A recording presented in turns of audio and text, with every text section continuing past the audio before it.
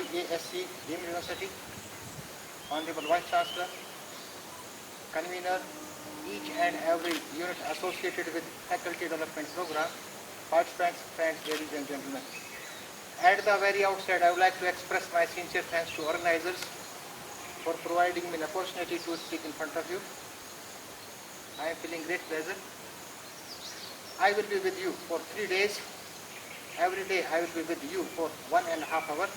रोज मैं 1.5 घंटे आप सबके साथ रहूँगा. पहले तो जो मैडम सरिता ने जो असाइनमेंट दिया है, जो थीम डिसाइड किया है, उसके बारे में बात करेंगे. अंत में बात करेंगे यदि आपके प्रश्न है, if you have any type of question, we may discuss. Practically I will demonstrate. यह हम सब जानते हैं कि ऑनलाइन मोड पर लेक्चर डिलीवर करना तो आसान है, it is very difficult to conduct practical sessions. लेकिन प्रयास करते हैं, इस आग के दरिए को पार करने का प्रयास करते हैं. आज का जो असाइनमेंट है, जो आज कहा, आज का थीम है आसनास and प्राणायामास.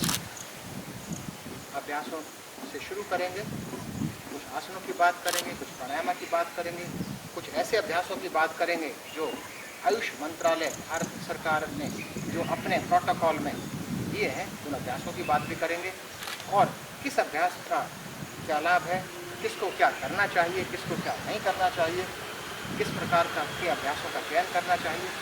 We all are facing कोविड-19 पैंडेमिक. हम सब विश्वव्यापी सामना कर रहे हैं और इस विश्वव्यापी महामारी में सबसे मुख्य उद्देश्य हमारा टू इम्प्रूव इम्यूनिटी, रोग प्रतिरोधक क्षमता को बढ़ाना. And we have 2 types of immunities. हमारी 2 प्रकार की रोग प्रतिरोधक क्षमताएं हम सब जानते हैं, इनेट इम्यूनिटी और एक्वायर्ड इम्यूनिटी. इनेट इम्यूनिटी हमारे ल्यूकोसाइट्स पर, बेसोफिल्स पर, एसोफिल्स पर रक्त में होगी हमारी इनेट इम्यूनिटी. दूसरी तरफ हमारी एक्वायर्ड इम्यूनिटी है, वो तो केवल 2 ही कारकों पर निर्भर करती है. If we are expose to a disease, यदि बीमारी हमें घेरे, एंटीबॉडीज विकसित हो, या by the help of vaccination की प्रक्रिया चल रही है. अब मुख्य इतनी बात करने के पीछे उद्देश्य यही है कि हमें ऐसे योग के क्षेत्र से क्या करना चाहिए जिससे हमारी रोग प्रतिरोधक क्षमता भी बढ़े और इस मॉडर्न और नॉलेज एरा में, इस बिजी लाइफ में, इस ऐसी जीवन शैली में हम जो दैनिक दिनचर्या में किस प्रकार के योग अभ्यास को अपनाएं. शुरू करते हैं. मेरे स्टूडेंट्स हैं, मास्टर डिग्री स्टूडेंट्स, सहयोग करते हैं, मैं इनको भी धन्यवाद देता हूँ. आज का सत्र शुरू करते हैं. शुरू करेंगे. कोई भी कार्य करते हैं आप, आजकल हर व्यक्ति विशेष योग का हल्का फुल्का ज्ञान रखता है. किसी भी कार्य को, चाहे शरीर गतिविधि हो, चाहे योग के अभ्यास हो, हम पहले प्रिपरेटरी एक्सरसाइज करते हैं, अपने शरीर को तैयार करते हैं. इसी तरह से योग में जो भी अभ्यास है वो पूर्णतः शारीरिक नहीं है, उनमें इन्वॉल्वमेंट है body as well as mind. तो now we will prepare our body as well as mind to practice yogic practices. योग अभ्यास को करने के लिए हम अपने आप को तैयार करेंगे. अलग अलग योग के क्षेत्र में अलग अलग यदि आप पुस्तकें पढ़ेंगे, लिटरेचर पढ़ेंगे, साहित्य पढ़ेंगे, बड़े बड़े प्रगाढ़ विद्वानों का, बड़े बड़े प्रगाढ़ विदुषियों का, तो अलग अलग मत देखने को मिलेंगे. लेकिन यहाँ पर जो हम बात करेंगे वो बात करेंगे on the basis of a standardised literature, स्तरीय साहित्य के आधार पर. सबसे पहले प्रिपरेटरी एक्सरसाइज भी विभिन्न प्रकार के अलग अलग साहित्यों में दी गई है, लेकिन सिंपल करेंगे उसको. जैसे शुरू करते हैं पहले प्रोटोकॉल से ही, जो आयुष मंत्रालय का है, उसमें प्रिपरेटरी एक्सरसाइज किस प्रकार की बताई गई हैं, जिनको कहा गया है चालन क्रियाएं. चालन क्रियाओं में 4 चालन क्रियाएं करेंगे. हमें हमेशा प्रिपरेटरी एक्सरसाइज करनी चाहिए फ्रॉम टो टू हेड या हेड टू टो. ऊपर से नीचे की तरफ में करें या नीचे से ऊपर की तरफ में करें. और करते हैं चालन क्रियाएं. चालन क्रियाओं में सबसे पहले हम करेंगे ग्रीवा चालन. ग्रीवा का अर्थ है गर्दन. थोड़ा सा गर्दन के अभ्यास करेंगे. स्टार्टिंग पोर्शन में खड़े हो जाएंगे, कमर पर हाथ रहेंगे, बॉडी स्ट्रेट रहेगी, कमर सीधी रहेगी. यहाँ से हम गर्दन को सामने और पीछे की तरफ झुकाएंगे. सामने झुकाएंगे धीरे से,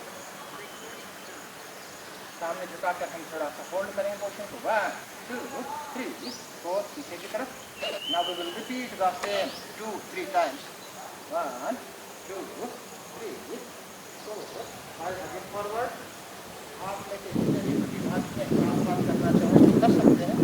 हम अपने आप को प्रिपेयर कर रहे हैं विभिन्न योगाभ्यास करने के लिए। चालन क्रियाएं, पहला है ग्रीवा चालन, इसी को रिपीट करेंगे फॉरवर्ड एंड बैकवर्ड। धीरे धीरे स्ट्रेच करना है एज पर योर कैपेसिटी, क्षमता अनुरूप करेंगे। ग्रीवा चालन का पहला रहेगा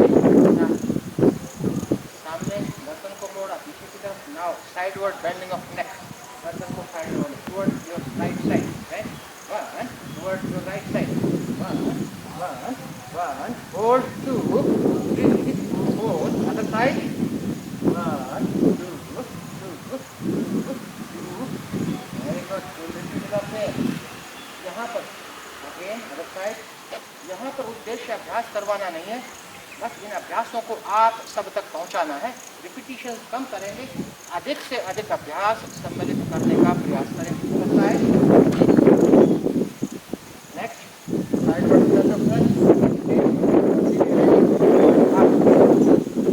first will stretch our neck towards our right side. Right side में स्ट्रेच करेंगे, स्ट्रेच करके होल्ड करेंगे एज पर आवर कैपेसिटी, क्षमता अनुरूप। अदर साइड, दूसरी तरफ से इस अभ्यास को करेंगे। We will perform the same from other side. Good. Once again repeat towards your right side stretch fully, but we have to perform this movement slowly। अभ्यास योग का कोई भी अभ्यास हमें धीरे धीरे करना है, व्यायाम के रूप में नहीं करना है। अदर साइड, दूसरी तरफ से stretch and hold towards your left side. और कंफर्टेबल पोजीशन में खड़े रहेंगे, जरूरी नहीं पैर मिले हो, एक सामान्य अवस्था में खड़े रहेंगे। नेक्स्ट स्टेज, गर्दन सीधे आप। चौथा ग्रीवा चालन का चौथा, नेक रोटेशन, गर्दन को घुमाएंगे in a clockwise direction, घड़ी की सुई की दिशा में। We will perform the same clockwise direction.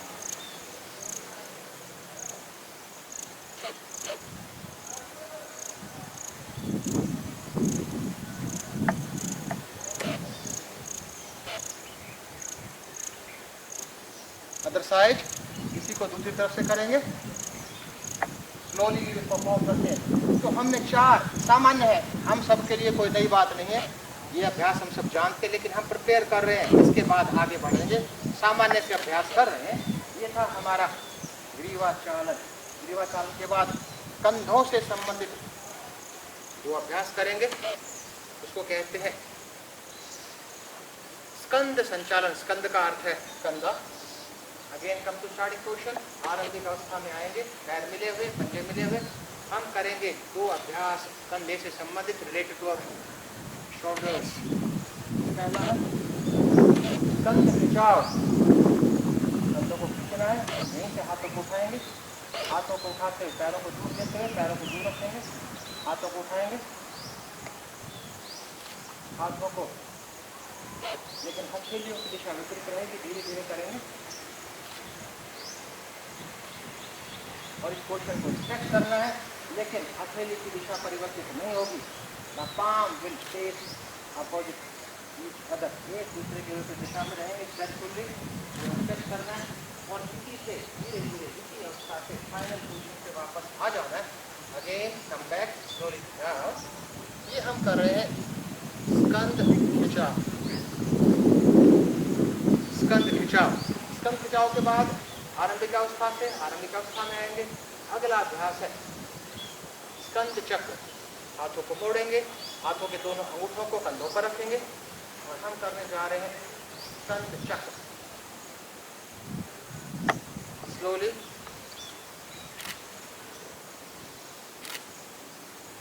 और यहाँ से दोनों कोहनियों को नजदीक लाते हुए सामने से घुमाएंगे। We will try to make a wider circle, एक वाइडर सर्कल बनाने का प्रयास करेंगे। इस मोशन से जितना वाइडर सर्कल हम बना पाए हम प्रयास करेंगे उसको।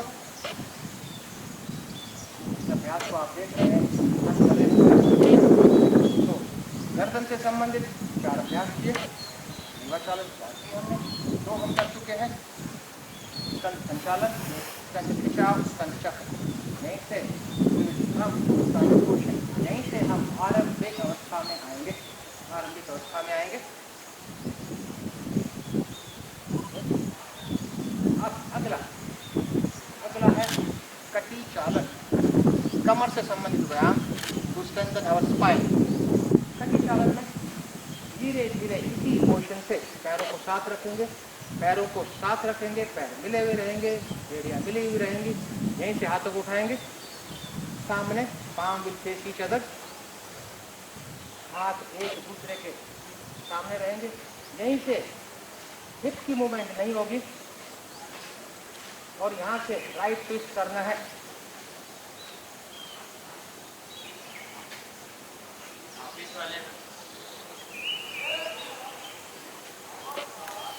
ऐसे ट्विस्ट करना है राइट साइड में।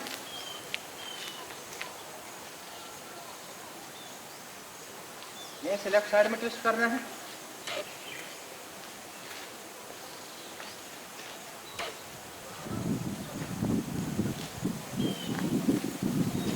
Again towards your right side.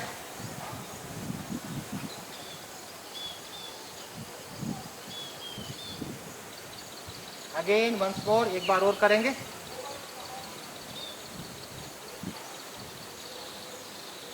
Good. Again come to starting position. अब चालन क्रियाओं का अंतिम अभ्यास, चालन क्रियाओं का अंतिम अभ्यास है घुटना संचालन। घुटना संचालन में दोनों पैरों के बीच कंधे के बराबर दूरी बनाएंगे, हाथों को सामने उठाएंगे,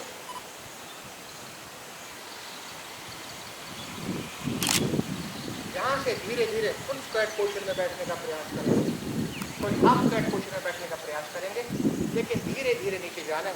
1 2 3, कमर सीधी रहेगी, कमर को नहीं बेंड करना, कमर सीधी रहेगी।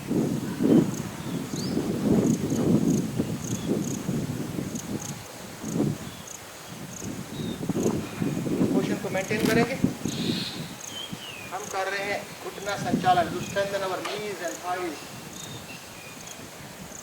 Again up, slowly up. तो ये आज पहला दिन है, ये 3 दिन का फैकल्टी डेवलपमेंट प्रोग्राम है। फिर हाथ नीचे ले जाएंगे। तो ये एक सामान्य से हमने ऐसे अभ्यास किए हैं चालन क्रियाएं। इसके बाद अभी शुरू में जो हम अभ्यास कर रहे हैं वो आयुष मंत्रालय के प्रोटोकॉल के अनुरूप कर रहे हैं। उसके बाद एक विशेष अभ्यास करेंगे योग के क्षेत्र से। अब कुछ ऐसे आसन करेंगे जो कि परफॉर्म किए जाते हैं स्टैंडिंग पोजीशन से। The asanas which are performed from standing position। शुरू करते हैं पहले आसन से। इसमें केवल 5 आसन करेंगे। पहला आसन है ताड़ आसन। ताड़ का अर्थ हम सब जानते हैं। ताड़ का अर्थ है वृक्ष। तो यहाँ से दोनों के पैरों के बीच उचित दूरी बनाएंगे। उचित दूरी बनाने के बाद हाथों को सामने लाकर फिंगर्स को इंटरलॉक करेंगे। फिंगर्स को इंटरलॉक करते हुए शरीर को स्पर्श किए बिना हथेली को दिशा ऊपर परिवर्तित करते हुए ऊपर स्ट्रेच करेंगे। एड़ियों को उठाना नहीं है, स्ट्रेच फुल्ली पूरा स्ट्रेच करना है।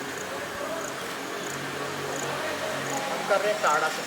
इस पोजीशन से now we will raise our heels up. हमें एड़ियों को उठाना है, ध्यान रहे पूरा पंजों पर, इतना ऊपर आसमान को छूने का प्रयास करना है। 3 4 5 6 7 8 9। ओनली हिल्स डाउन, केवल एड़ियाँ नीचे, और धीरे से हाथों को नीचे ले जाना है। कोई नए अभ्यास नहीं है, वही अभ्यास है कि हम सब जानते हैं कि अभ्यास कैसे किए जाते हैं। ताड़ासन के बाद अगला अभ्यास स्टार्टिंग पोजीशन में आ जाएंगे जिस आरंभिक अवस्था में। आरंभिक अवस्था में एड़ियाँ मिली हुई, मध्य मिले हुए, कमर सीधी, हथेलियाँ थाइस पर साइड में, हथेलियाँ थाइस पर साइड में रहेंगी। यहाँ से अगला आसन हम करेंगे वृक्षासन। वृक्षासन में इसी पोजीशन से दोनों हाथों का सहारा लेते पूरा वजन लेफ्ट हिप पर रहेगा, बाएं पैर पर रहेगा। दाएं पैर को थोड़ा मोड़ना है, उसकी सोल को थाई पर रखना है। हम कर रहे हैं वृक्षासन। और यहाँ संतुलन बनाने का प्रयास करना है, हाथों को जोड़ना है, चेस्ट के सामने लेकर आना है। हम कर रहे हैं हाथ जोड़ते हैं, धीरे से हाथों को ऊपर उठा देना है, जितना स्ट्रेच कर पाए स्ट्रेच करके इस पोजीशन को मेंटेन करके रखना है, इस पोजीशन को मेंटेन करना है। 1 2 3 4 हम कर रहे हैं वृक्षासन, दूसरा आसन खड़े होकर किए जाने वाले में धीरे धीरे हाथों को नीचे लाएंगे, पैर को हाथ की सहायता से नीचे ले जाएंगे। We will perform the same asana from other side. धीरे धीरे दूसरी तरफ से करेंगे। हाथ सामने 2 2 3 3। तो ये था। अब जितने भी हम आगे आसन करेंगे उनको दूसरी तरफ से रिपीट नहीं करेंगे। कुछ आसन ऐसे हैं we have to perform from both sides. And down. तो ये दूसरा आसन था, खड़े होकर किए जाने वाले आसनों की परफॉर्म फ्रॉम स्टैंडिंग पोजीशन। आसन हम करेंगे पादहस्तासन। 2 शब्द हैं, पाद हस्त। पादुकाएं में पाद में पैर, हस्त में हाथ, हाथों पैरों को मिलाकर किया जाएगा। पंजे मिले हुए, एड़ियाँ मिले हुए, हम कर रहे हैं पादहस्तासन। इस पादहस्तासन में दोनों हाथों को पीछे से ले जाते हुए ऊपर उठाएंगे। ध्यान दीजिए, जैसे हाथ ऊपर ले जाते हैं तो श्वास लेना है। हमें जितने भी आसन हैं उसको श्वास के साथ करना है।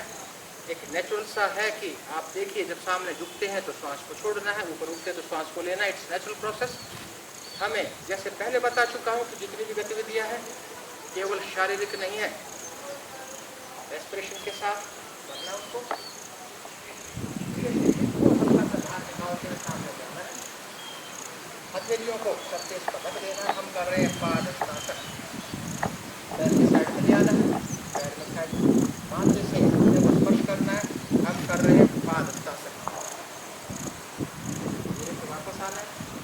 केवल जानने का प्रयास कर रहे हैं कि कौन सा आसन कैसे किया जाता है। जिसको बैक प्रॉब्लम हो, कमर की समस्या हो, करना चाहिए। जिसको बैक प्रॉब्लम हो उसको नीचे की तरफ झुकने वाले आसन जाने चाहिए उनके द्वारा, सामने से नहीं। अगला आसन है अर्धचक्रासन में इसी पोजीशन से दोनों पैरों को थोड़ा दूर ले जाएंगे और यहाँ कमर पर हाथ रखेंगे। धीरे से बैक करते हुए अंगूठे की दिशा सामने की तरफ, यहाँ से आर्क बनाते हुए पीछे देखने का प्रयास करना है, लेकिन क्षमता अनुरूप हम कर रहे हैं अर्धचक्रासन। इस पोजीशन को होल्ड करना है 10 5 15 जितना सेकंड हम करना चाहें। यहाँ तो केवल डेमोन्स्ट्रेशन किया जा रहा है। श्वास को छोड़ते हुए खड़े होकर किए जाने वाले आसनों की श्रेणी का अंतिम आसन। अब हम करेंगे त्रिकोणासन। त्रिकोणासन में इसी पोजीशन से पैरों को दूर ले जाएंगे, लेकिन इस बार पैरों के बीच में डिस्टेंस अधिक होना चाहिए। पैरों को दूर प्लेस करेंगे। इस बार कंधे के बराबर नहीं होगा डिस्टेंस, इस बार अधिक डिस्टेंस होगा। और यहाँ से हाथों को उठाना है ऊपर साइड में, हाथों को उठाते हुए, और हाथ होने चाहिए समानांतर सरफेस के। यहाँ से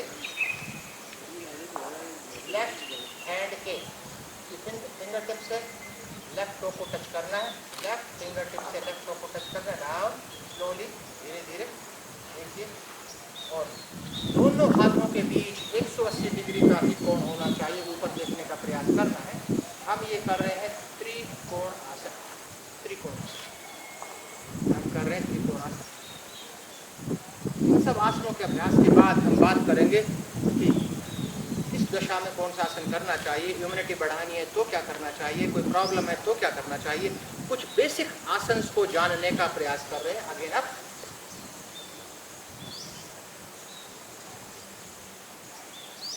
डाउन। तो खड़े होकर किए जाने वाले के आसनों की श्रेणी के सभी आसन हम कर चुके हैं। आज केवल हमने 5 आसन किए हैं। अगेन आई रिपीट, दोहराता हूँ। सबसे पहले हमने किया ताड़ासन, उसके बाद किया वृक्षासन, उसके बाद किया पादहस्तासन, उसके बाद किया अर्धचक्रासन, और यह अभी अंतिम आसन 5वां हमने किया त्रिकोणासन। अब हम आसन करेंगे बैठ कर किए जाने वाले आसनों की श्रेणी के आसन। अब लॉन्ग सिटिंग पोजिशन में धीरे धीरे बैठ करेंगे।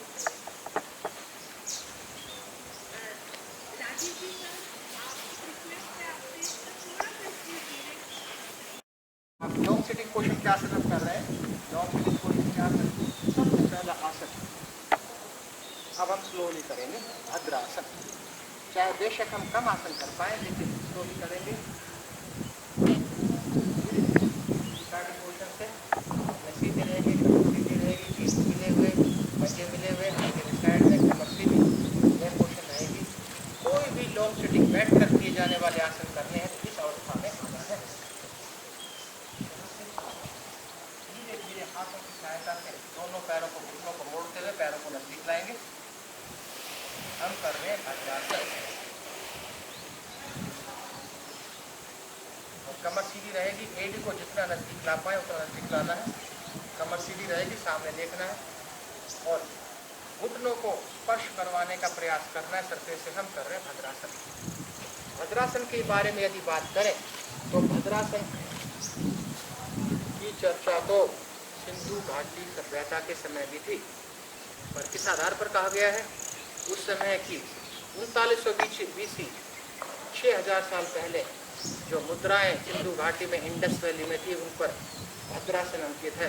तो एक बहुत ही गूढ़ आसन है भद्रासन। जितनी भी समस्याएं हैं टेस्टिस से रिलेटेड इन समस्याओं को दूर करता है। धीरे धीरे हम इस आसन से आनंदित अवस्था में आएंगे। यह हमने किया है भद्रासन। तो भद्रासन के बाद अगले जो आसन है वो सभी वज्रासन पोजिशन से किए जाएंगे। अब हम भद्रासन की पोजिशन से अब हम जाएंगे वज्रासन। धीरे से राइट नी को बेंड करना है, रेडी पर बैठना है। धीरे से लेफ्ट नी को बेंड करना है, घुटने एक साथ रहेंगे, कमर सीधी रहेगी, दोनों हाथों को इस पर रख लेना है, सामान्य श्वास रहेगा। ये हम कर रहे हैं वज्रासन। यह एक ऐसा आसन है जिसको खाने के बाद भी किया जा सकता है वज्रासन। अब हम कर रहे हैं वज्रासन। अगले जो आसन है, अगले कुछ आसन वज्रासन की पोजीशन से किए जाएंगे। मैडम सरिता स्पीड ठीक है अभी?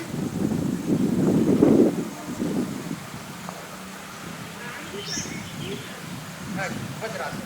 अब इसी वज्रासन की पोजीशन से अगला आसन हम करेंगे अर्ध उष्ट्रासन। इस अर्ध उष्ट्रासन में हिप को रेज करेंगे, धड़ को सीधा करेंगे, थाइज और ट्रंक को एक लाइन में लाएंगे। यहाँ से ड्रैग करते हुए धीरे से हाथों को हिप्स पर प्लेस करेंगे, हिप्स के ऊपर प्लेस करेंगे, कोहनियां पीछे की तरफ, और यहाँ से कमर में आर्क लाते हुए पीछे देखने का प्रयास करेंगे। हम कर रहे हैं अर्ध उष्ट्रासन। वी आर परफॉर्मिंग अर्ध उष्ट्रासन। हम कर रहे हैं अर्ध उष्ट्रासन। लास्ट 5 सेकेंड, 5 सेकेंड और होल्ड करेंगे। 1 2 3 4 5। धीरे धीरे श्वास को छोड़ते हुए सामने आएंगे। हाथों को साइड में लेकर जाएंगे और वज्रासन में धीरे से जाएंगे। ये हमने 2 आसन किए हैं अभी, भद्रासन, वज्रासन, और तीसरा था अर्ध उष्ट्रासन। तो वज्रासन की पोजीशन से 2 आसन करते हैं, वज्रासन और अर्ध उष्ट्रासन। इस आसन से अगले आसन की तरफ बढ़ते हैं, उष्ट्रासन। उष्ट्रासन करते हैं पूर्ण उष्ट्रासन। तो इस उष्ट्रासन में क्या करेंगे हम? उसी तरह से उठना है, हिप्स को रेज करना है, थाइज को और ट्रंक को एक लाइन में लाना है, जैसे हमने किया था अर्ध उष्ट्रासन में। Raise your hips up, hip को ऊपर उठाया, साइड में लेकर आए, हाथों को साइड में लेकर आए यहाँ से। अब धीरे से हथेली की दिशा नीचे की तरफ रखते हुए राइट हैंड को उठाना है ऊपर। अब यहाँ से पीछे घुमाते हुए इसको एड़ी पर रखने का प्रयास करना है। सिंपल है, देखने में डिफिकल्ट हो सकता है, आप करने का प्रयास कीजिए। दूसरे हाथ को उठाएंगे और उससे भी हम एड़ी को पकड़ेंगे जैसे अर्धउष्टासन में कर था। आज भी उसी तरह अर्ध बना के पीछे की तरफ देखने का प्रयास करना है। 1 2 3 4 5 6 7 8 9। धीरे धीरे इस क्रम में है कि इसी क्रम में आना है। राइट हैंड को ऊपर लाना है,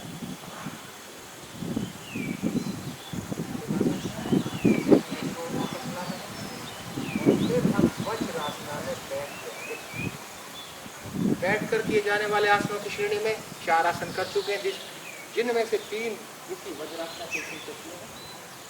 वज्रासन किया, वज्रासन किया, अर्धउष्टासन किया, उष्टासन किया, एक और आसन शशांक।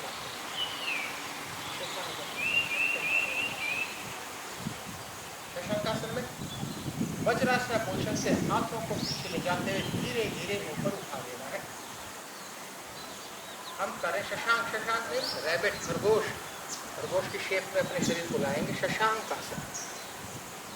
यहाँ से इस आसन में जो महत्वपूर्ण बिंदु है जिस पर ध्यान देना चाहिए, there will be no gap in between hips and heel. Buttock और एड़ियों के बीच गैप नहीं रहेगा। हिप को रेज नहीं करना है, बिना रेज किए धीरे धीरे सामने जाना है। एड़ियों को जमीन पर रखना है।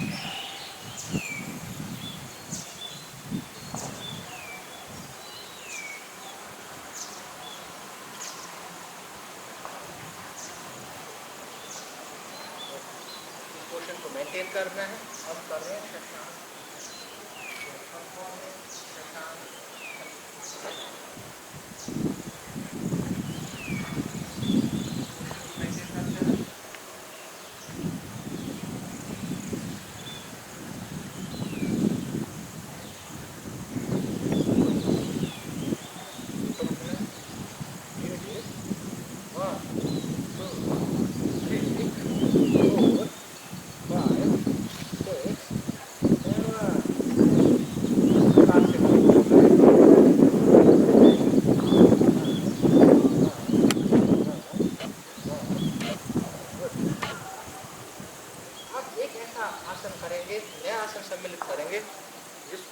मंत्रालय के प्रोटोकॉल में नहीं दिया गया है, लेकिन इसका अभ्यास क्यों किया जाना है, इसलिए आजकल 2 व्याधियां सबसे अधिक पाई जाती हैं।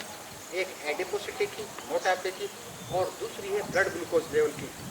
एक रक्त शर्करा का स्तर अधिक होता है, डायबिटीज की।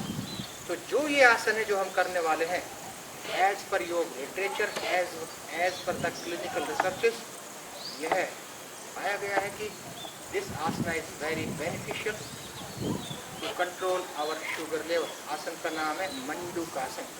आसन का नाम है मंडूकासन।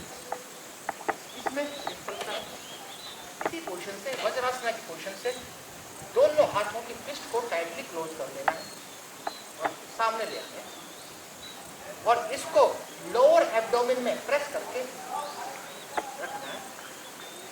लोअर एब्डोमेन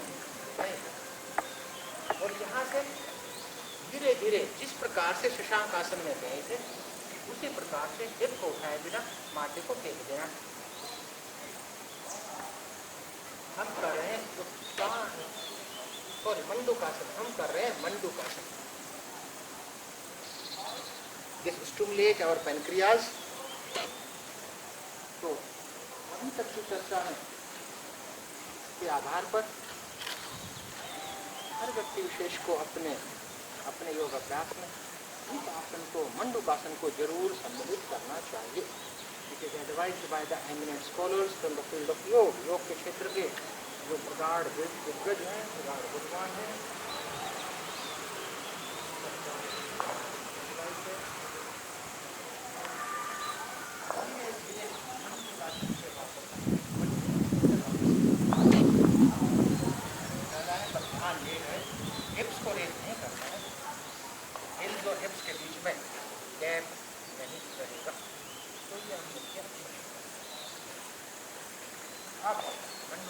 बाद अगला आसन, यह मंडूकासन का अगला आसन है उत्तान मंडूकासन।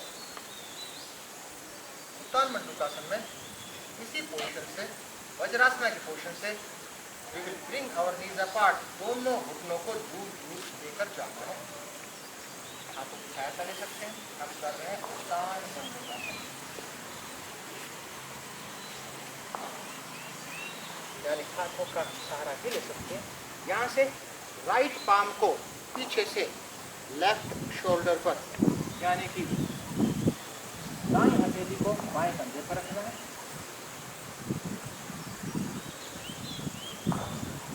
बाएं हथेली को दाएं कंधे पर रखना है, इन्हें क्रॉस में सामने की तरफ देखना है, गर्दन ऊपर की तरफ रहेगी। इससे पहला आसन था ये है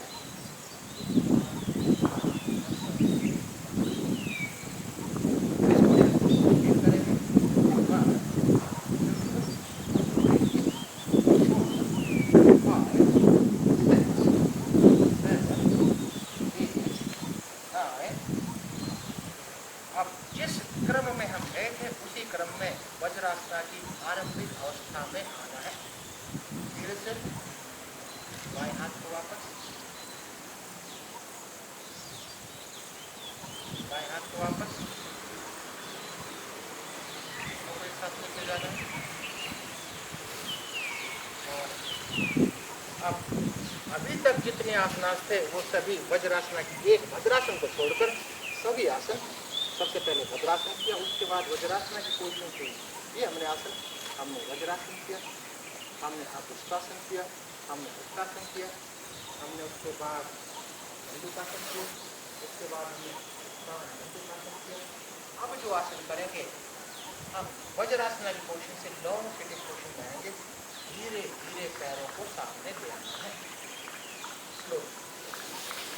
एक बहुत ही महत्वपूर्ण आसन कर रहे हैं, एक बहुत महत्वपूर्ण आसन है वक्रासन। वक्रासन में केवल एक तरफ से करेंगे आप, you can practice at your own from your other side, जाने का प्रयास करते हैं। यहाँ से हम लेफ्ट नी को बेंड करेंगे, बाएं घुटने को बेंड करेंगे, एक लाएंगे, जितना नजदीक ला सकते हैं उतना नजदीक लाएंगे। अब ध्यान दीजिए, यहाँ से बाईं हथेली को थोड़ा सा साइड में प्रेस कर देंगे, उंगलियों की दिशा पीछे की तरफ। यहाँ से राइट एल्बो की बैक साइड को घुटने पर प्रेस करेंगे, देखिएगा, और हथेली को जमीन पर रख देना है, सरफेस पर रख देना है, उंगलियों की दिशा पीछे की तरफ, और पीछे देखने का प्रयास करना है, पीछे देखने का प्रयास करना है। ये हम कर रहे हैं वक्रासन। इस पोजीशन को मेंटेन करेंगे। ये बैठ कर किए जाने वाले आसन कर रहे हैं उस श्रेणी का ये 8वां आसन है, 8वां आसन कर रहे हैं। 7 आसनास तो हमने आयुष मंत्रालय के प्रोटोकॉल में शामिल किए हैं, लेकिन एक अतिरिक्त किया हमने Mandukasana, very beneficial control blood glucose level.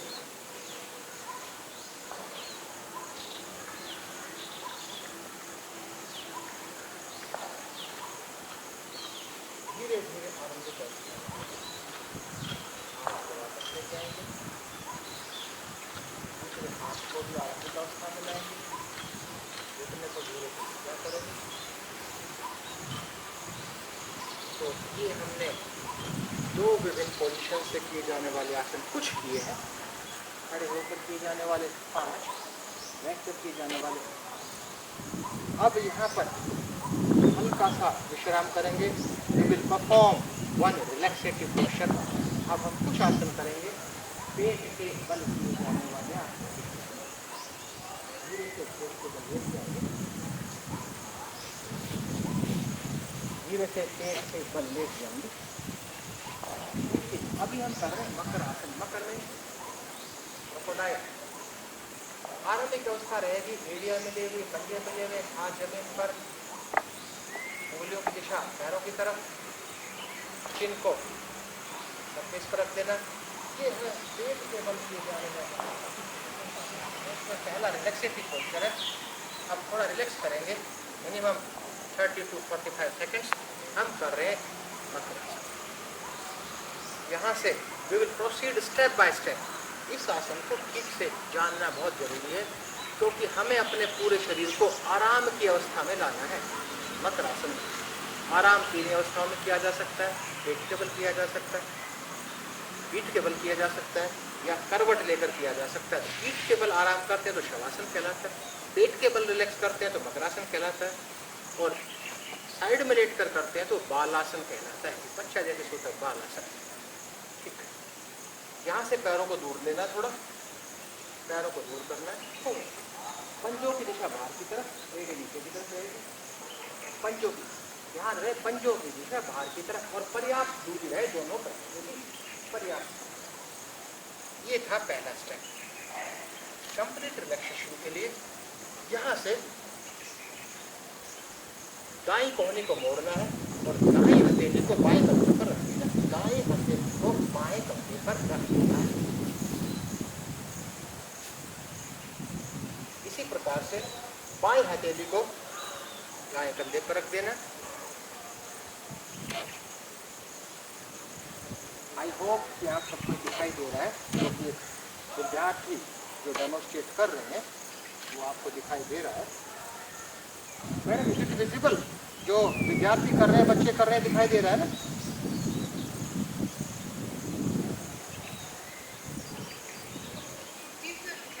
Oh, thank you.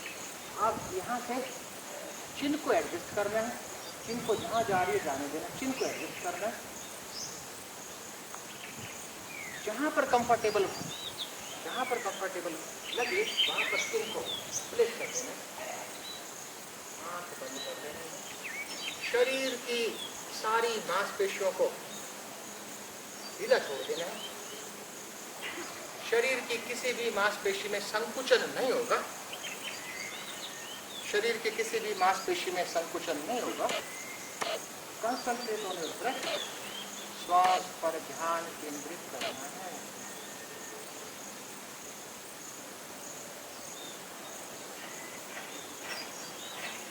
किसी भी अंग में तनाव नहीं रहेगा। हम कर रहे हैं रिलैक्सेटिव posture which is performed by mind in a prone bound position। ऐसा आराम प्रदान करने वाला आसन जो पेट के बल बैठ कर किया जाता है, मकरासन।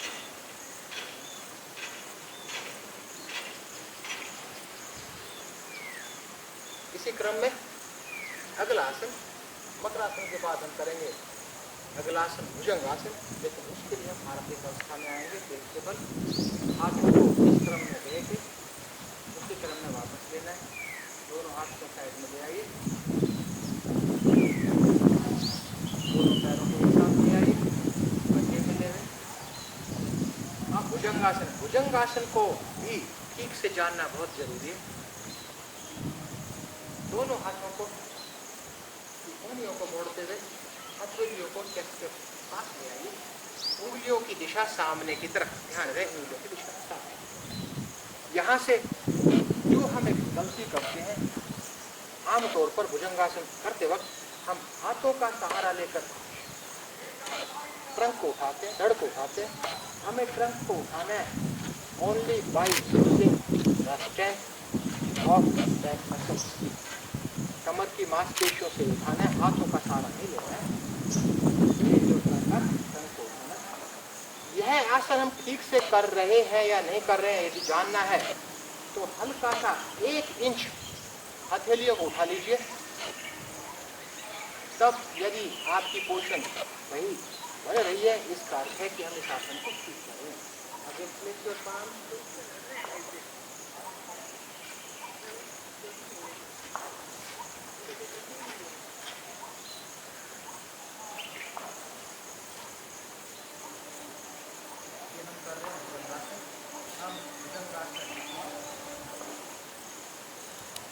अवस्था में है।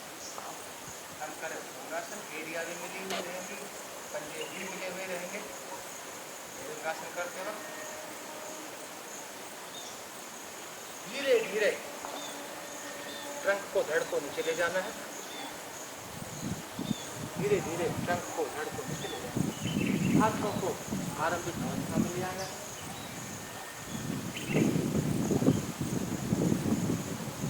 अब पेट टेबल किए जाने वाले आसनों को कर चुके हैं।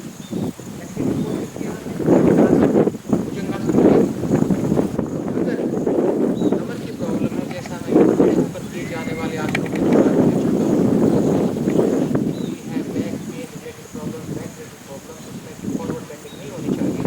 उस प्रॉब्लम के लिए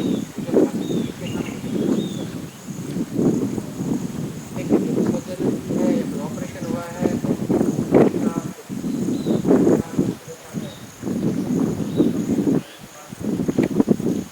अगला आसन, तीसरा आसन, इस श्रेणी का अंतिम आसन हम करेंगे आसन।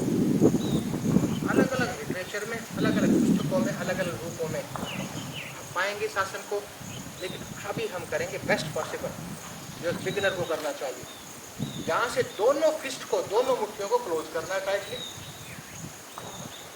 और फिस्ट की डायरेक्शन ऊपर की तरफ ले आनी है, और दोनों फिस्ट को, दोनों मुट्ठियों को थाइस के नीचे, रेस्पेक्टिव थाइस के नीचे ले आना है, और पंजे झुके हुए रहेंगे नीचे की तरफ, और यहाँ से पैरों को उठा देना है। We are not suppose to bend our knees, घुटनों को नहीं मोड़ना है। अब कम से कम 10 सेकंड करेंगे हम इसको। 1 2 घुटने सीधे, 3 4 5 6, लास्ट 4 सेकंड, 1 2 3, स्लो डाउन। ये हमने किया शलभासन। शलभासन के बाद अब आसनों की श्रेणी का अंतिम प्रकार जो आज के सत्र का है, पीठ टेबल किए जाने वाले आसन। कुछ आसन करेंगे, हम 5 आसन करेंगे, और उसके बाद कुछ स्पेसिफिक एक्सरसाइज, कुछ स्पेसिफिक पोस्चर्स करेंगे।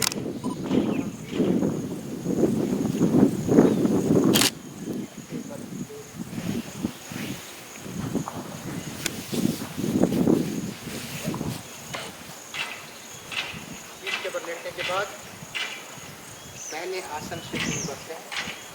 पहला आसन हम करेंगे सेतु बंद आसन। सेतु बंद, सेतु क्या होता है? Full bridge. हम अपने शरीर को ब्रिज का हल्का सा दोनों एरियो को थोड़ा भूल जाएंगे, घुटनों को मोड़ेंगे, ब्रिज के पास प्लेस करेंगे, जितना प्लेस कर पाए, और यहाँ से एंकल्स को होल्ड करेंगे,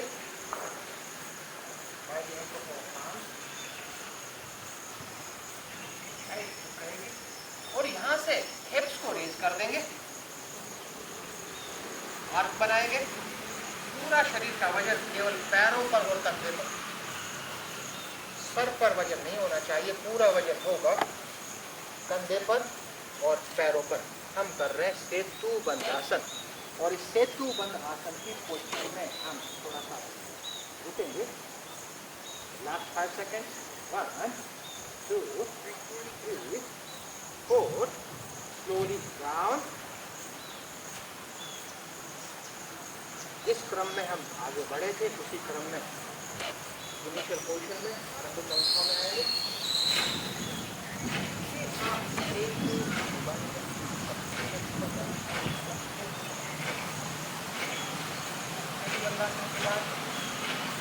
अगला आसन करेंगे पवन मुक्तासन। अगला आसन करेंगे पवन मुक्तासन।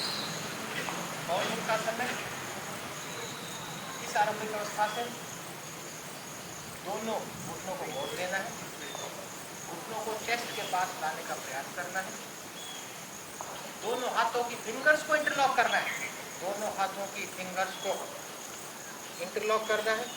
फिंगर्स को इंटरलॉक करने के बाद उनको अपने नीज पर प्लेस करना है, घुटनों पर प्लेस करना है, और चिन से नी को स्पर्श करने का प्रयास करना है और पोजीशन को मेंटेन करना है।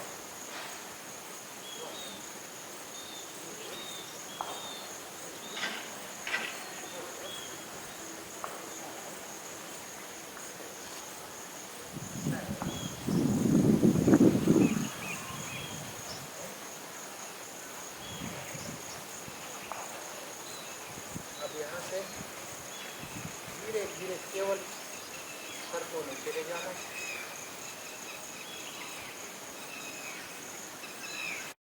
हाथों को दूर करना है, इधर ब्लॉकिंग को छोड़ना है हाथों और धीरे धीरे पैरों को छूना है।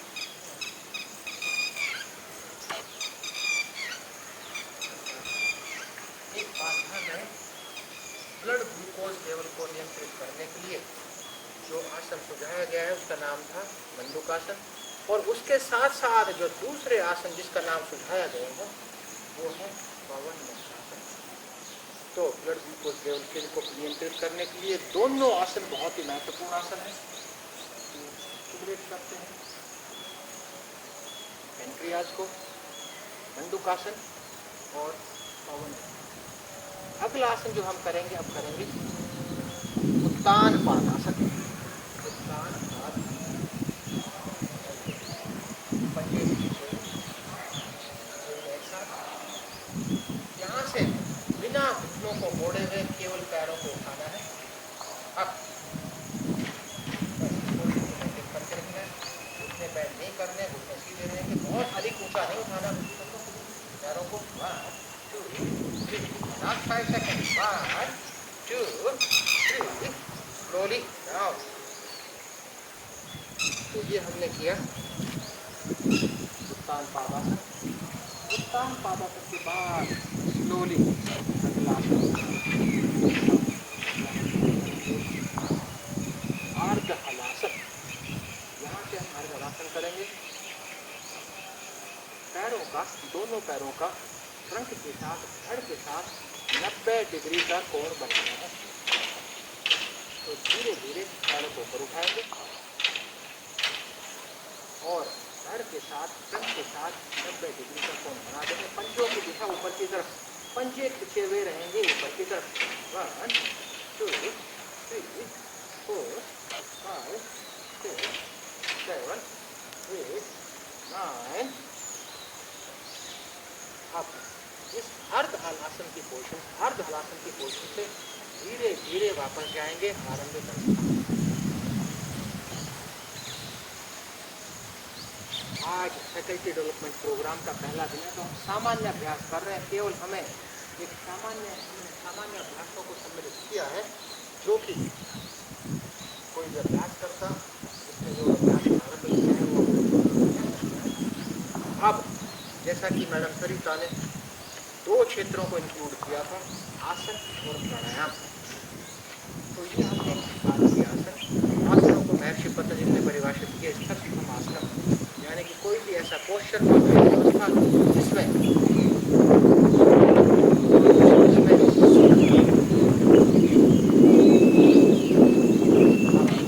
अब थोड़ा सा रिलैक्स करेंगे। अगले प्रकार के अभ्यास की तरफ बढ़ने से पहले शवासन में रिलैक्स करेंगे। जैसे पेट के बल हमने रिलैक्स किया था मकरासन में, अब शवासन के माध्यम से पीठ के बल रिलैक्स करेंगे। लेकिन इसको भी हम प्रोसीड करें, एक क्रम से करें तो ठीक से रिलैक्स कर पाएंगे। तो यहाँ से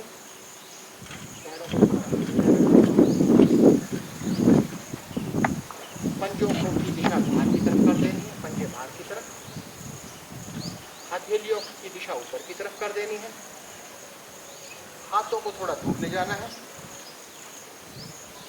गर्दन को सीधा छोड़ देना है, शरीर के अंदर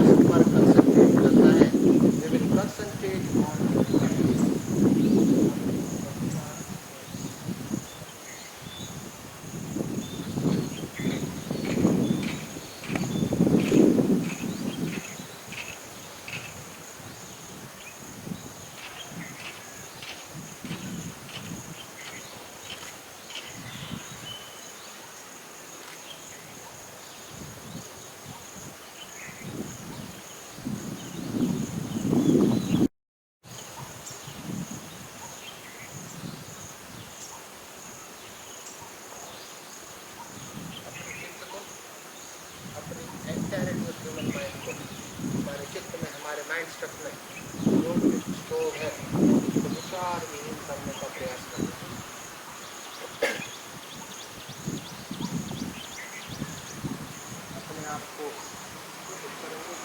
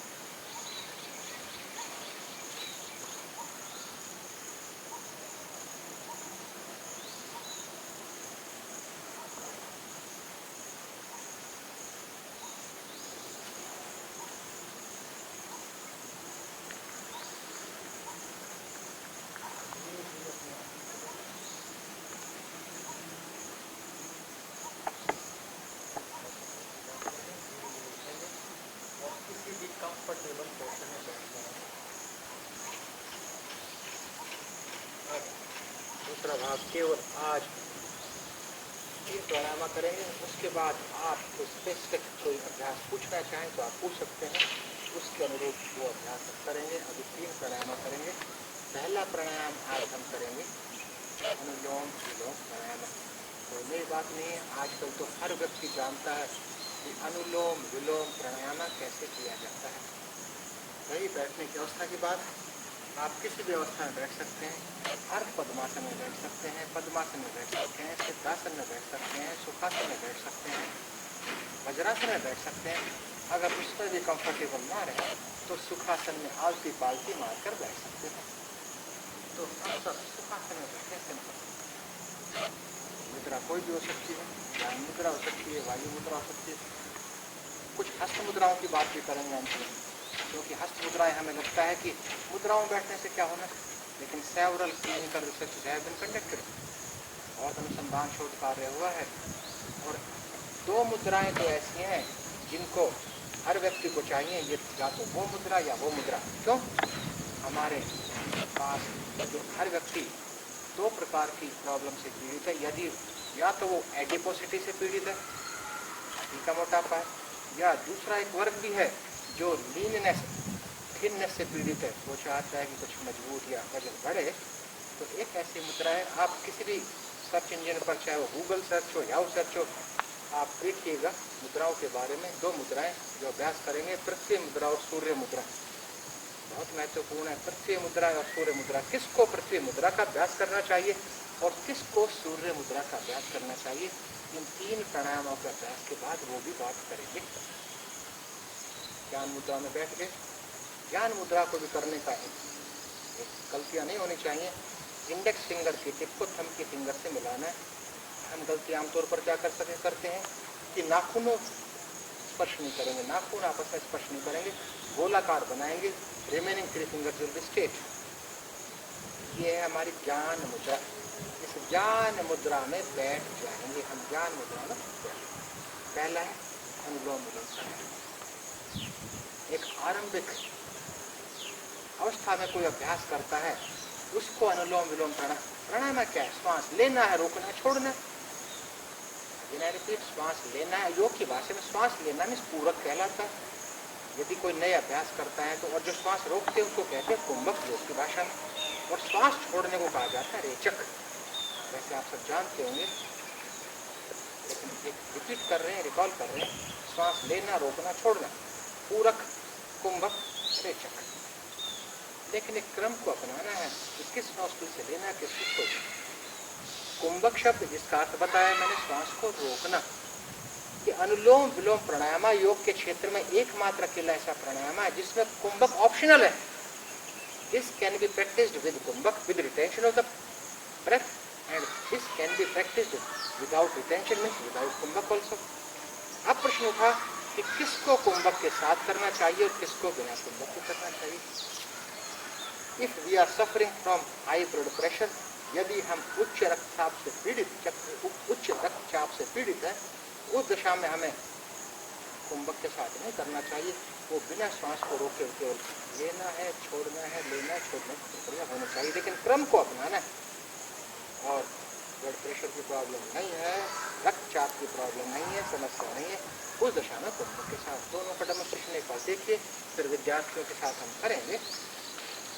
मुद्रा कुछ भी हो सकती है, लेकिन प्राणायाम के लिए एक मुद्रा अच्छा है जिससे कि कंफर्टेबल फील करते हैं।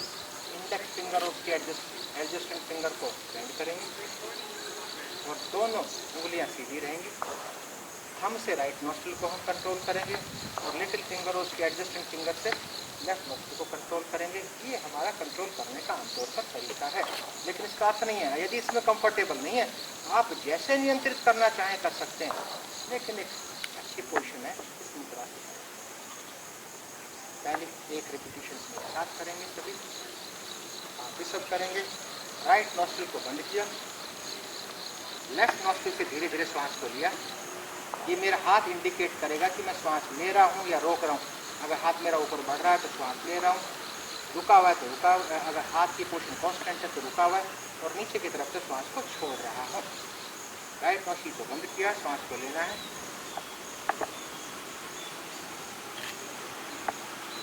नोस्ट्रिल को बंद करना है, जालंधर बंद लगाना है, चिन को टक करना है,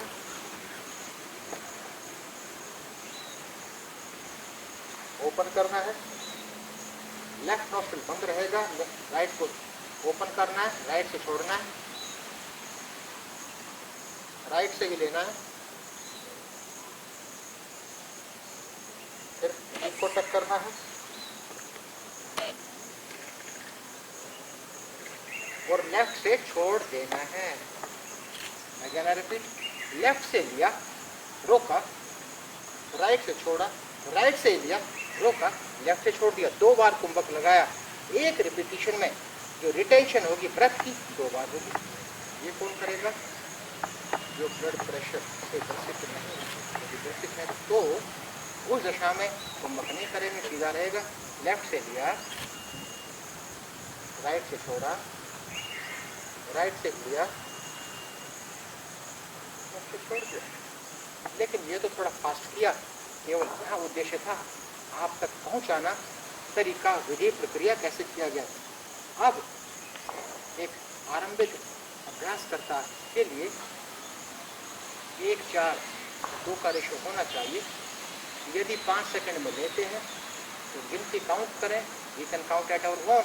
20 सेकंड तक रोकेंगे और 10 सेकंड में छोड़ेंगे। श्वास को लेना, रोकने और छोड़ने के बीच में अनुपात 1:4:2। The ratio in between inhalation, pause and exhalation will be 1:4:2। और जैसे जैसे हम एक्सपर्ट होते हैं तो जो श्वास लेने की और छोड़ने का अनुपात वही रहेगा 1:2। We can increase 1:4:2, 1:5:2, 1:6:2 and 1:6:2। ठीक, केवल आज पहला दिन है, आप अपने अनुरूप अभ्यास कर सकते हैं। एक रिपीटिशन लगाएंगे।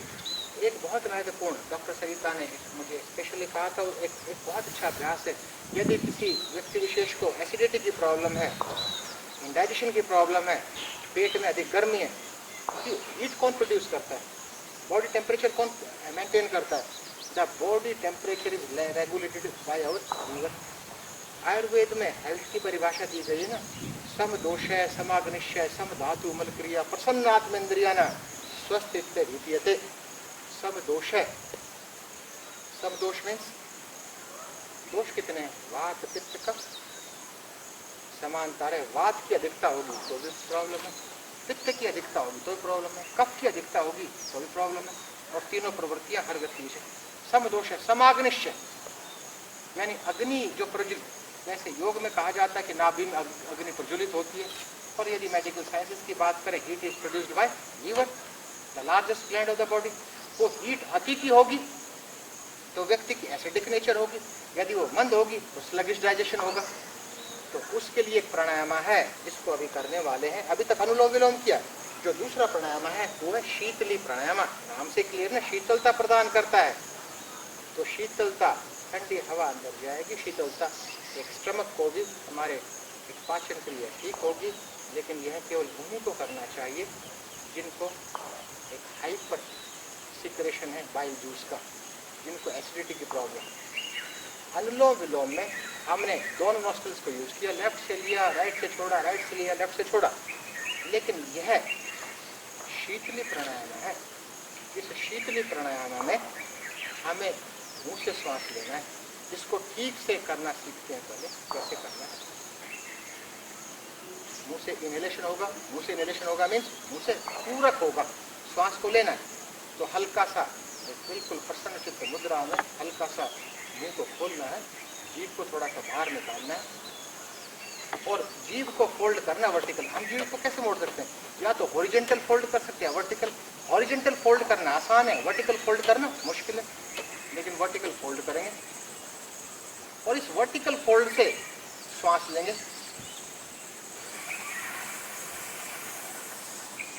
श्वास लेके रोकेंगे, वही ज्वालांतर बंद लगाएंगे और धीरे से दोनों नासिकाओं से छोड़ देना है। अनुपात वही रहेगा 1:4:2। मुंह से श्वास लिया, ज्वालांतर बंद लगाकर रोका, फिर चिन्ह को टक करके रोका और दोनों नासिकाओं से धीरे धीरे छोड़ दिया। उसी अनुपात को हमने बनाए रखा, किसको, 1:4:2। बस सबसे महत्वपूर्ण बिंदु है इस फोल्ड से, जीभ को फोल्ड करते हैं, लेकिन वर्टिकल फोल्ड करना है, इस फोल्ड से श्वास लेना है। एक अभ्यास करेंगे, पहले तीनों को जान लेते। अभी हमने 2 प्राणायाम को जाना। पहला जाना अनुलोम विलोम प्राणायाम, लेकिन शीतली प्राणायाम के लाभों के बारे में तो चर्चा हो गई कि जो हाइपर एसिडिटी है किसी व्यक्ति विशेष को उसको ठीक करता है, लेकिन अनुलोम विलोम प्राणायाम के लाभों की तो बात नहीं। यदि योग अभ्यासों के प्रभावों की बात करें तो 3 प्रकार के प्रभाव होते हैं। स्पॉन्टेनियस इफेक्ट, अभी किया अभी प्रभाव। दूसरे होते हैं डिलेड इफेक्ट, दीर्घकालिक प्रभाव, ये आज कर रहे हैं, हो सकता है प्रभाव उजागर 2, 4, 5 दिन 10 दिन बाद हो। और तीसरा है, जो हो सकता है कि अकेला कोई योग अभ्यास अकेला कोई लाभ नहीं दे रहा है, लेकिन सभी अभ्यास मिलकर लाभ दे रहे हैं, cumulative effect. Sum of the effect of all types of practices which are included in our yogic session. तो और हम सब क्या करते हैं कि हम एक्सपेक्ट करते हैं स्पॉन्टेनियस इफेक्ट, अभी किया अभी परिणाम, लेकिन we should wait with patience for delayed effect also, for cumulative effect also. लेकिन यह अनुलोम विलोम प्राणायाम ऐसा है जिसके स्पॉन्टेनियस इफेक्ट भी हैं। We all are teachers from profession, हम अध्यापक हैं व्यवसाय से, जितने भी सहभागी हैं। तो आप देखिएगा अनुलोम विलोम प्राणायाम के 5-7 रिपीटेशन लगाकर बैठकर स्टाफ रूम में और फिर एंटर कीजिए क्लास में, हमारी मेंटल स्टेट आप देख सकते हैं, स्पॉन्टेनियस देख सकते हैं इफेक्ट इसके।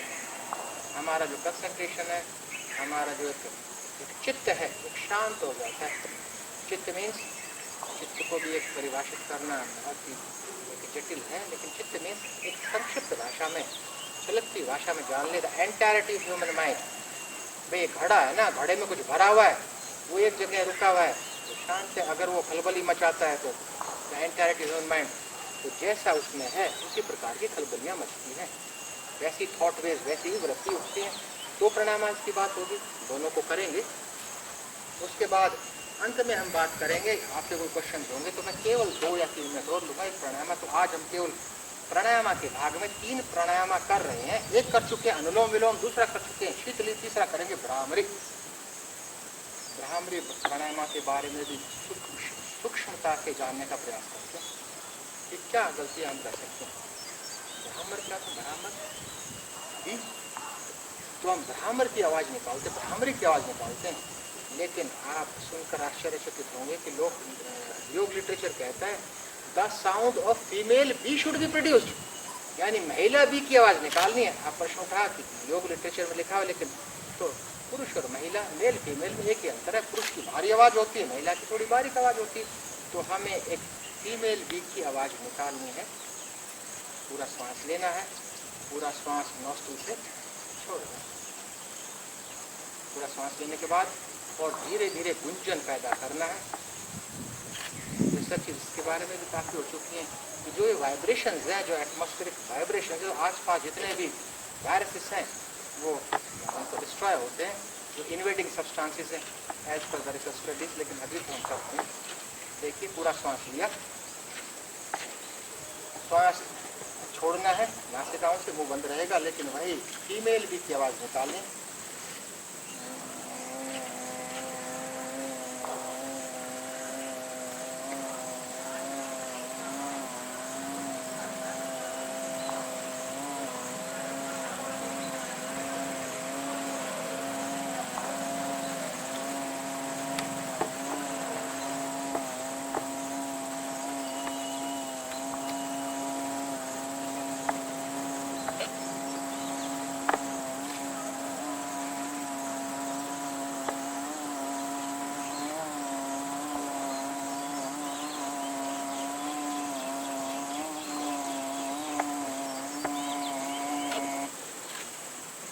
धीरे धीरे सामान्य श्वास लेना है। तो ये था भ्रामरी प्राणायाम।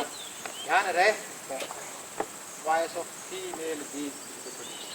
तो 3 प्राणायाम थे। एक और प्राणायाम आप कहें अगर समय हो तो एक और बात कर लें, क्योंकि अभी ध्यान आया मुझे थायराइड प्रॉब्लम भी है। थायराइड प्रॉब्लम की समस्या भी है।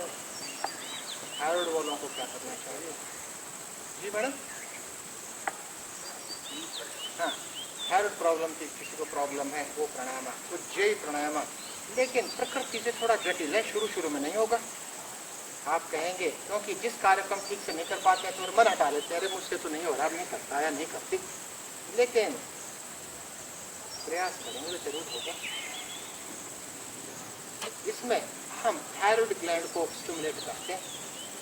उज्जयी प्राणायाम, उज्जयी, इससे तेज आवाज निकलती है। लेकिन अभी हमने भ्रामरी प्राणायाम में जो साउंड प्रोड्यूस की फीमेल बी की, वो नॉस्ट्रिल से प्रोड्यूस की। लेकिन जो अब हम साउंड प्रोड्यूस करेंगे वो प्रोड्यूस करेंगे गले से, फ्रॉम द थ्रोट। हम एपिग्लोटिस को पार्शियली क्लोज करेंगे। एपिग्लोटिस को पार्शियली क्लोज करेंगे तो जो एयर पैसेज है वो सकरा होगा। वो एयर पैसेज सकरा, अगर उससे श्वास लेंगे तो घर्षण होगा, फ्रिक्शन होगा। फ्रिक्शन होगा तो आवाज निकलेगी। तो दोनों नासिकाओं से श्वास लेना है, घर्षण करते हुए, एपिग्लोटिस को पार्शियली क्लोज करते हुए। दोनों नासिकाओं को उसके बाद बंद करेंगे, ज्वालांतर बंद लगाएंगे, दोनों नासिकाओं से छोड़ देंगे। तो दोनों नासिकाओं से श्वास लेना, we will inhale from both the nostrils, then we will hold, then we will exhale from both nostrils. पर गले से आवाज निकालना थोड़ा मुश्किल है। एपिग्लोटिस को पार्शियली क्लोज करना थोड़ा मुश्किल है, लेकिन निरंतर अभ्यास के बाद हम कर सकते हैं। श्वास को छोड़ा, एपिग्लोटिस को पार्शियली क्लोज करके सीधा वॉइस।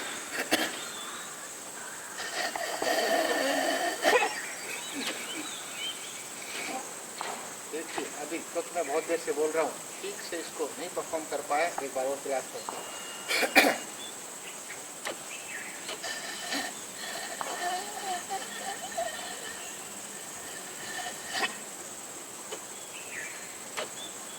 दोनों नासिकाओं को छोड़ देना। यह है उज्जयी प्राणायाम। तो एपिग्लोटिस को पार्शियली क्लोज करना है, louder voice will be produced by our throat.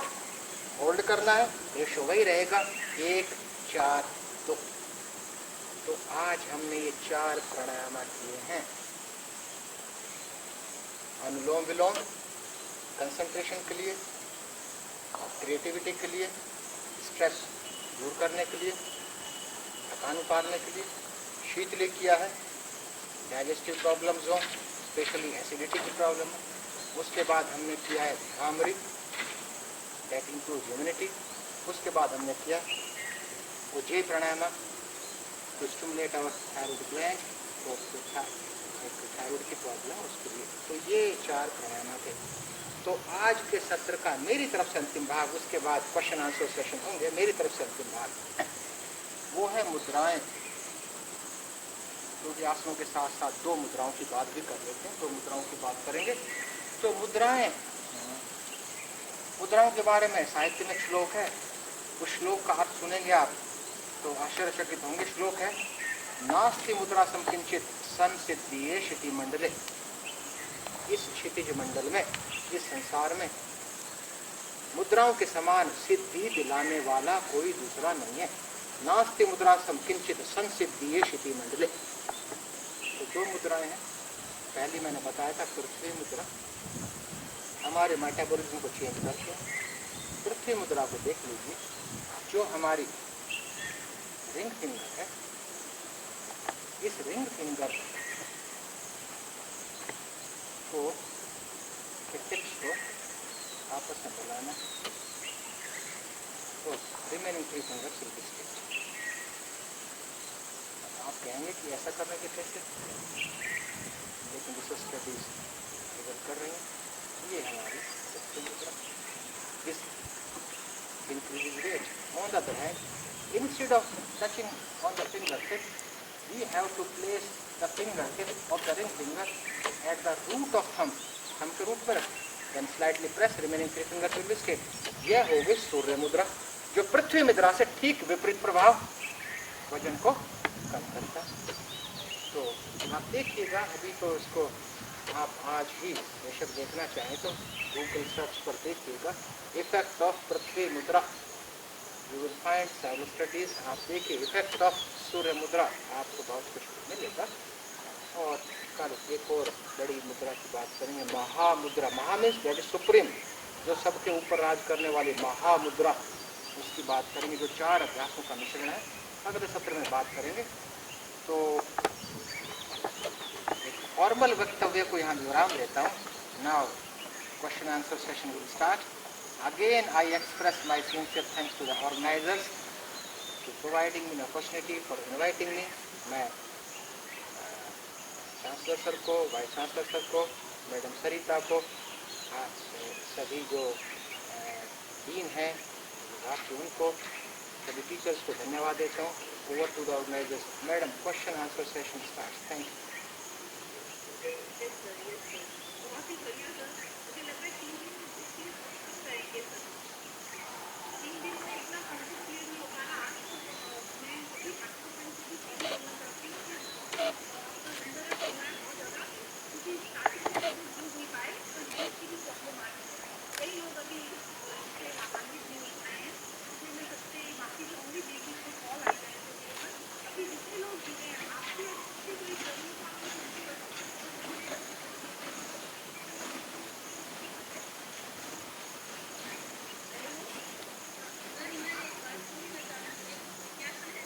हाँ जी मैडम, बताइए।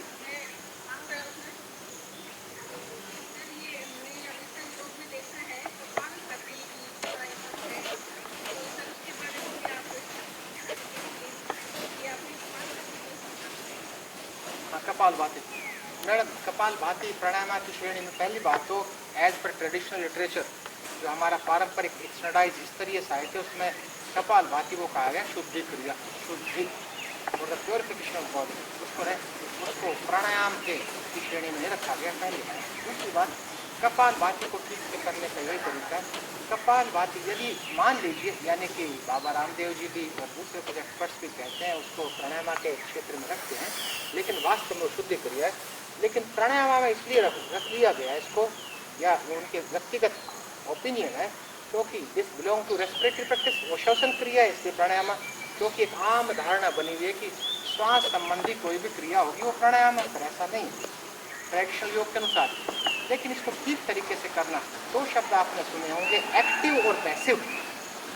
योग की भाषा में एक्टिव का अर्थ है विद एफर्ट्स, जहाँ प्रयास करके कर रहे हैं, एक्टिवली कर रहे हैं, जैसे आसन किया, एक्टिव किया। और पैसिव है एफर्टलेस, ऑटोमेटिक टेक्स प्लेस। तो जो ये 2 क्रियाएं हैं कपालभाति में, श्वास को छोड़ना है, केवल लेना है, इसमें से श्वास छोड़ना एक्टिव होगा, विद एफर्ट्स होगा, और लेकिन एफर्ट नहीं करने, श्वास लेने का वो अपने आप घटित होने दीजिए, वो परफेक्ट मेथड होगी कपालभाति की। शोल्डर के मूवमेंट्स नहीं होंगे, ये सिंपल सा, केवल मैं एफर्ट लगा रहा हूँ, एक्टिव एक्शन में रहा है रिलेशन में। कपालभाति, कपाल में skull, this practice is to purify our skull, शुद्धि क्रिया है, प्योरिफिकेशन प्रैक्टिस है।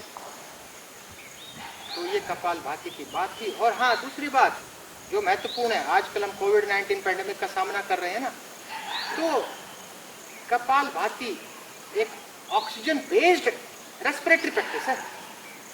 यदि आप प्राणायाम कहें, उसको प्राणायाम की श्रेणी में आप रख रहे हैं, तो आप ये कहेंगे कि ऑक्सीजन बेस्ड प्राणायाम है।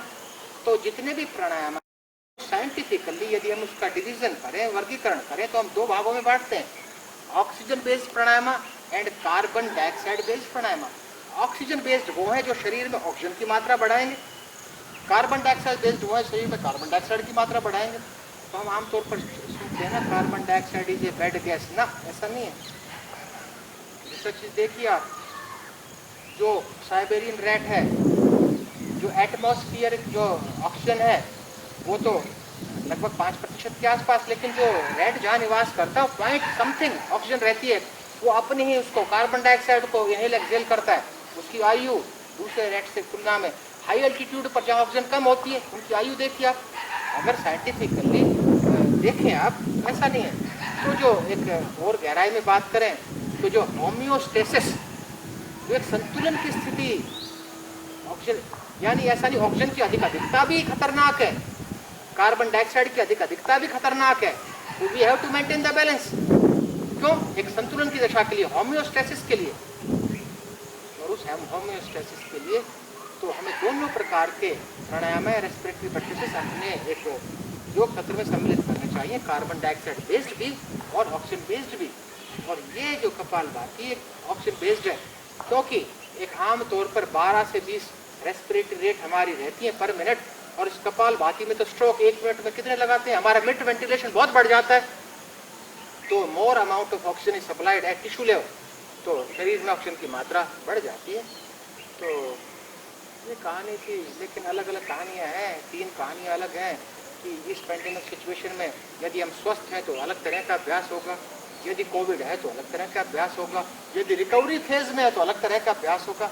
एक ये और आजकल तो ये कोविड के बारे में तो ज्ञान प्रदान करने वाले विभिन्न प्रकार के प्रगाढ़ विद्वान विदुषियाँ तो घर में आ रहे। ठीक है मैडम, मेरे ख्याल से आपको उत्तर मिल गया होगा।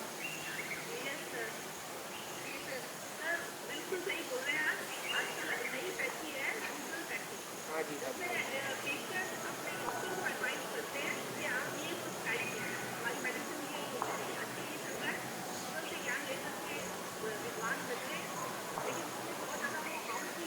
हाँ बिल्कुल मैडम, मैं प्रैक्टिकल एग्जाम्पल देता हूँ, छोटा सा प्रैक्टिकल एग्जाम्पल।